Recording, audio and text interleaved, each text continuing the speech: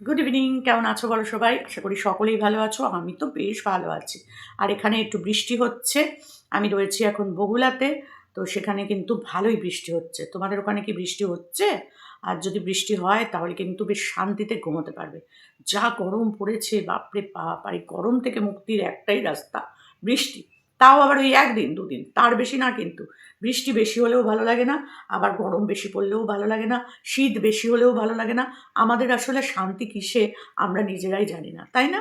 আমাদের কারোর কোনো কিছুতে কিন্তু মন ভরে না, যাই বলো না তাই। যদি এটা পাই তো মনে হয় ওটা বেশি ভালো, আর যদি ওটা পাই তাহলে মনে হয় ওইটা বেশি ভালো। ভালো অ্যাকচুয়াল কোনোটাই না, মানে আমরা কোনোটাই ভালো বলতে পারি না। এরকমই কিন্তু মানুষের আজকাল মানসিকতা, তাই না? হুম।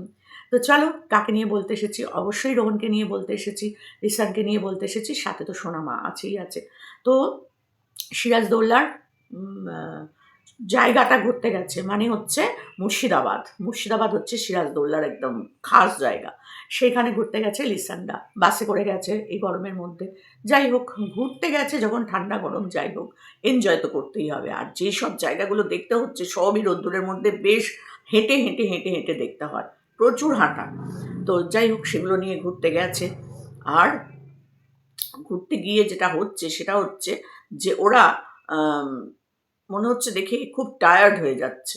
যা সোনামার মুখটা আর রোহনের মুখটা দেখে মনে হচ্ছে। তোমরাই বলো, সোনামাকে দেখে আর রোহনকে দেখে মনে হচ্ছে না যে ওরা খুব মানে শারীরিকভাবে বিধ্বস্ত হয়ে গেছে?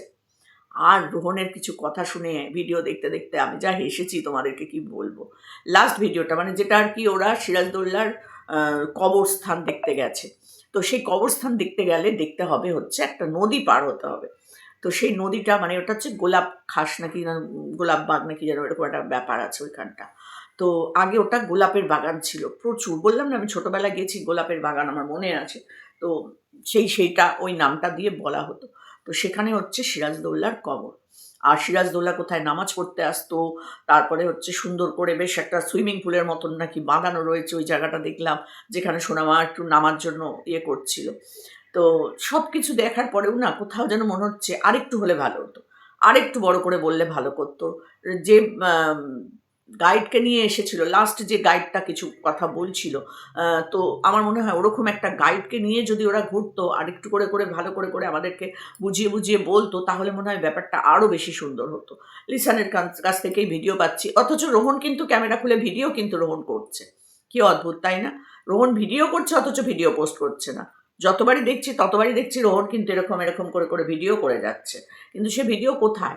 সেই ভিডিওগুলো কোথায়? রোহনের চ্যানেল থেকে তো পাচ্ছি না। ফেসবুকেও দেখলাম রোহন লিসানের ভিডিওটাই পোস্ট করছে। যাই হোক, সেটা রোহনেরই ব্যাপার। আর বলতে চাই না।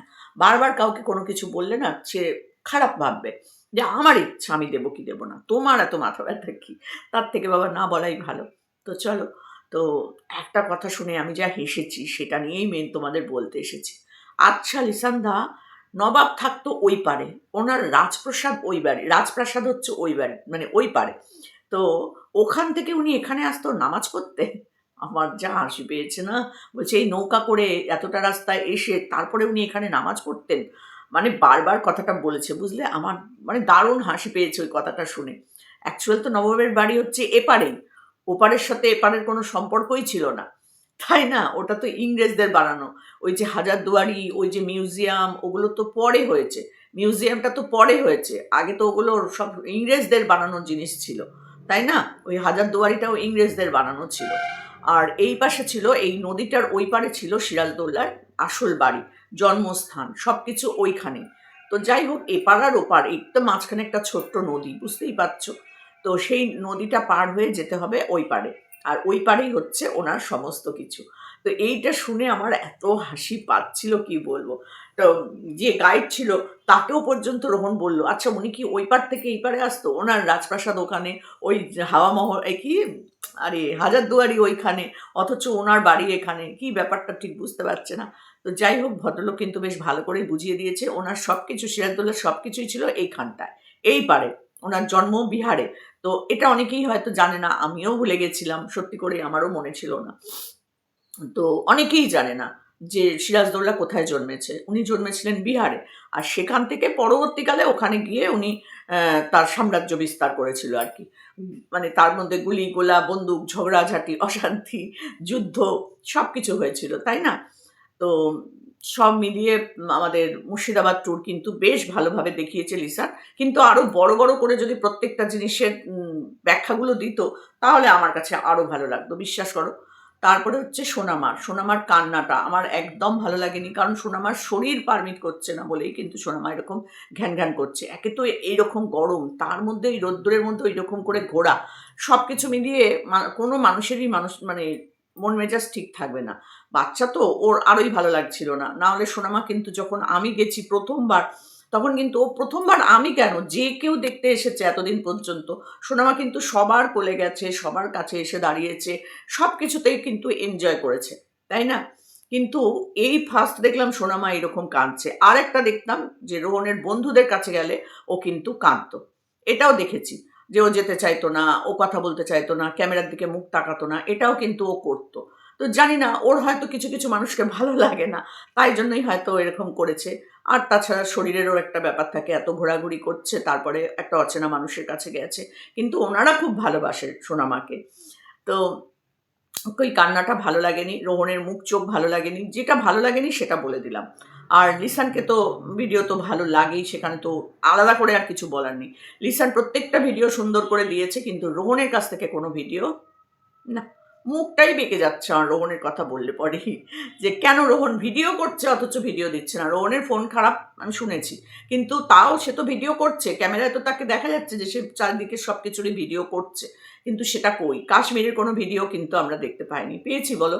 এত সুন্দর একটা জায়গায় গেল, বরফের মধ্যে সুন্দর করে ভিডিও করবে, নানান জায়গা, ওখানে কাশ্মীরের তো ভূস্বর্গ না, স্বর্গের মতো সুন্দর। তো সেখানকার কোনো ভিডিও তোমরা দেখতে পেয়েছো?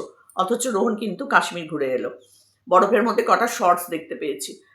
তাহলে কি মনটা ভরে? কাশ্মীরে কত কত জায়গা আছে, সেগুলোতে দেখতে পাবো, দেখবো, বলবে। যারা যায়নি তাদের কাছে তো সেই জায়গাগুলো দেখতেও ভালো লাগে, তাই না? তো রোহন সব দিক থেকে আমাদের মনগুলো একদম ভেঙে চুরমার করে দিচ্ছে, তাই না? তোমরাই বলো। রোহনের এত সুন্দর কাশ্মীর ট্যুর সে একবারের জন্য দেখালো না। এই যে আপেল বাগান, কাশ্মীরের আপেল, এরকম লাল লাল আপেল ঝুলে থাকে, সেইগুলো একটু দেখাতো, বরফগুলো একটু দেখাতো, ওই দুটো শর্টস করে আমাদের বরফ দেখালো। ট্রেনে করে যাচ্ছে, তার দুটো রিলস বানিয়ে দিল, ব্যাস হয়ে গেল। সেটা কি আমরা চাই? না, আমরা চেয়েছিলাম যে সুন্দর করে কাশ্মীর গেছে, হয়তো কাশ্মীর থেকে এসে কাশ্মীরের ভিডিওগুলো দেবে। আমি অন্তত তাই ভেবেছিলাম, যে ওখান থেকে পোস্ট করা অসুবিধা, নেটের প্রবলেম, এই প্রবলেম হতেই পারে। সব ভিডিও করে নিয়ে আসবে রোহন, এসে আমাদের এইখানে দেখাবে যে এই যে কাশ্মীরের এইখানে গুলমার্গে গেছিলাম, এই যে আমরা চারচিনার দেখাচ্ছি, এই আমরা সোনমার্গে গেছিলাম, এই আমরা টিউলিপ বাগানে গেছিলাম, যেগুলো কাশ্মীরের মেন দেখানো, বৈষ্ণোদেবী গেছিলাম। এই যে জিনিসগুলো, মেন মেন জিনিসগুলো, সেগুলো একটাও আমরা রোহনের ভিডিও থেকে পেলাম না। আমি খুব আশা করেছিলাম যে রোহন হয়তো এসে ওই ভিডিওগুলো আমাদেরকে দেবে, কিন্তু রোহন কিচ্ছুই করলো না। ঘুরে এলো, কিন্তু না একটা ভিডিও দিল, আর না দুটো শর্টস দিয়ে ব্যাস ছেড়ে দিল, হয়ে গেল, আর কিচ্ছু নেই। এবারও গেল সেই মুর্শিদাবাদ ঘুরতে, ওর চ্যানেল থেকে কিন্তু কোনো ছবি নাই।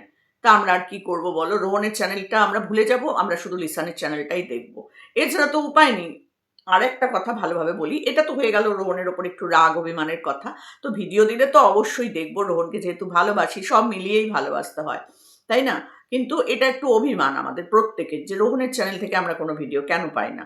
লিসানের থেকে পাই, তাতেই আমরা খুশি, কিন্তু তবুও রোহনের চ্যানেল থেকে রোহন সোনামার ভিডিও দেখতে আমাদের একটু বেশি ভালো লাগে। তো এরপর যেটা বলবো সেটা হচ্ছে যে রোহনের নাম করে করে, রোহনের ছবি বিকৃত করে করে, মানে রোহনের সাথে রোহনের আরেকজন বউ, মানে একটা বউ আর কি, রোহনের বউয়ের সাথে ঝামেলা, বেড়াতে গিয়ে রোহনের বউয়ের সাথে ঝামেলা, আসল সোনামার মায়ের সাথে রোহনের ঝামেলায় পড়লো বেড়াতে গিয়ে। এই যে থাম্বনেলগুলো দিচ্ছে, মানে দুজন দুজনকে মারছে, এরকম করে হাত ওঠানো, এই সেই, এগুলো কিন্তু রোহন কোনো মতেই বন্ধ করে না। আমি জানি না কেন করে না, এগুলো দেখতে সত্যি করে ভীষণ বিচ্ছিরি লাগছে। আর এই ভিডিওগুলোর কোনো মানে আছে বলে আমার মনে হয় না। আমি জানি না এই কতগুলো চ্যানেল আছে যারা রোহনের সমস্ত ভিডিওগুলোকে, লিসানের সমস্ত ভিডিওগুলোকে তুলে তুলে এইরকম বাজে বাজে থাম্বনেল টাইটেল দিয়ে কিন্তু মার্কেটে ছড়িয়ে দিচ্ছে। ভালোই ভিউজ হচ্ছে সেগুলোতে, পুরো ভিডিওটাকেই ডাউনলোড করে পুরো ছেড়ে দিচ্ছে মার্কেটে, আর থাম্বনেল টাইটেল দিচ্ছে জঘন্য জঘন্য থাম্বনেল টাইটেল। এ কি? এটা তো বাজে ব্যাপার হচ্ছে, তাই না? আমি জানি না, রোহনের হয়তো এগুলো খুব ভালো লাগে দেখতে, যে আমার বউয়ের ছবি দিচ্ছে, আমার বউয়ের সাথে আমার ঝগড়ার ছবি দিচ্ছে, আমার বউকে নিয়ে আলোচনা করছে, হয়তো রোহনের এগুলো ভালো লাগে, কিন্তু আমরা যারা দর্শক আমাদের ভালো লাগে না। সত্যি বলছি, আমার তো অন্তত ভালো লাগে না। বন্ধুরা, তোমরা বলো, তোমাদের কি ভালো লাগে? আমার তো মনে হয় ভালো লাগে না। দুটো তিনটে চ্যানেল আছে যারা শুধু রোহনের আর লিসানের ভিডিওগুলোকে পোস্ট করেই যায়, আর আলাদা আলাদা থাম্বনেল টাইটেল দেয়, জঘন্য জঘন্য থাম্বনেল টাইটেল। কারণ এমন একটা থাম্বনেল টাইটেল দিয়ে দিল, লোকে সেগুলো দেখার জন্য ভিড় করে সেখানে চলে যাচ্ছে। তো আমরাও তো সেগুলো করতে পারি, তাই না? কিন্তু আমাদের তো রুচিতে বাঁধে ওগুলো করতে। একটা মানুষ খাটনি করে একটা ভিডিও বানাচ্ছে, সেই ভিডিওটা পুরোটাই ডাউনলোড করে তুলে দিয়ে আমি আমার মতো থাম্বনেল টাইটেল দিয়ে দিলাম। এটার কোনো যুক্তি আছে? আর মানুষ বসে আছে, কোথায় দেখি ঝগড়া হচ্ছে, রোহন হয়তো দেখায়নি, লিসান হয়তো বলেনি, তো আমরা নিশ্চয়ই এর ভিডিওতে দেখতে পাবো যে রোহনের সাথে রোহনের বউয়ের ঝগড়া হচ্ছে, রোহনের বউ আছে। এটা তো একটা চর্চার বিষয় হয়ে গেছে, তাই না? এটাতে তো রোহনের বদনাম হচ্ছে। আমি জানি না রোহনের এই বদনামগুলো শুনতে ভালো লাগে কিনা, আমি জানি না। তবে রোহনকে আবার বলবো, রিসানকেও আবার বলবো, প্লিজ এই চ্যানেলগুলোকে একটা কিছু করো। এগুলো খুব অন্যায় করছে, খুব অন্যায় হচ্ছে। এ কি, তোমরা ভিডিও করছো, সেই ভিডিওগুলো তুলে ছেড়ে দিচ্ছে, 10,000, 12,000, 6,000, 7,000 করে ভিউজ নিয়ে নিচ্ছে। নিজেরা খেটে করুক, সে ক্ষমতা নেই। আবার বলতে গেলে তখন আমাদেরকেই হয়তো বাজে কথা বলবে, এই কন্ট্রোভার্সি দিদিরা বাজে কথা বলেই বলে। তো দিদিরা যেটা চোখে দেখে সেটা নিয়েই বলে। এটা তো অন্যায়, অন্যায়টাকে কি করে আমরা মেনে নেব? তোমরা বলো বন্ধুরা, এটা কি ঠিক? আজকে একটা ভিডিও দেখলাম আমি, থাম্বনেল টাইটেল দেখে আমি প্রথমে বুঝতে পারিনি যে কি রোহনের বউয়ের সাথে রোহনের ঝামেলা। বেড়াতে গিয়ে না কোথায় গিয়ে রোহনের বউয়ের সাথে ঝামেলায় পড়লো, এ পড়লো, কেউ একটা সে দুজন কিরকম মার দেখাচ্ছে, মুখ চোখ বিকৃতি করে, মানে এআই দিয়ে আর কি ফটোটা বানানো, পরিষ্কার বোঝা যাচ্ছে। সাথে সোনামারও একটা ছবি আছে। আর সেই ভিডিওতে ভালোই ভিউজ হচ্ছে। প্রত্যেকে মানে 3-4 জন আছে এইরকম। নামগুলো তো আমি বলবো না, তাদেরকে অতটা প্রাধান্য দেওয়ার কিছু নেই, নামগুলো বলছি না। কিন্তু মোটামুটি আমাদের যে দর্শকরা, রোহনের যে দর্শকরা, তারাই কিন্তু ওই ভিডিওগুলো দেখছে এবং ওখানে গিয়ে তারা কমেন্টও করছে।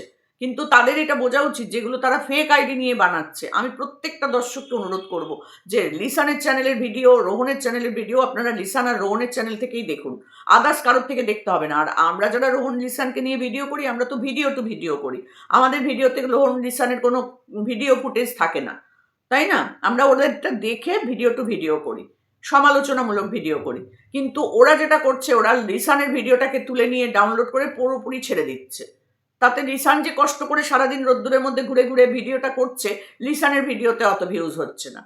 কারণ লিসান তো ওরকম থাম্বনেল টাইটেল দিচ্ছে না যেটা ওরা দিচ্ছে। লিসানের থেকেও দেখা গেল ওই ভিডিওগুলোতে বেশি ভিউজ, অথচ ওটা কষ্ট করে লিসান বানাচ্ছে। এটা তো ঠিক না। লিসান দেখেও চুপ করে আছে, জানি না ওরা কি পায়।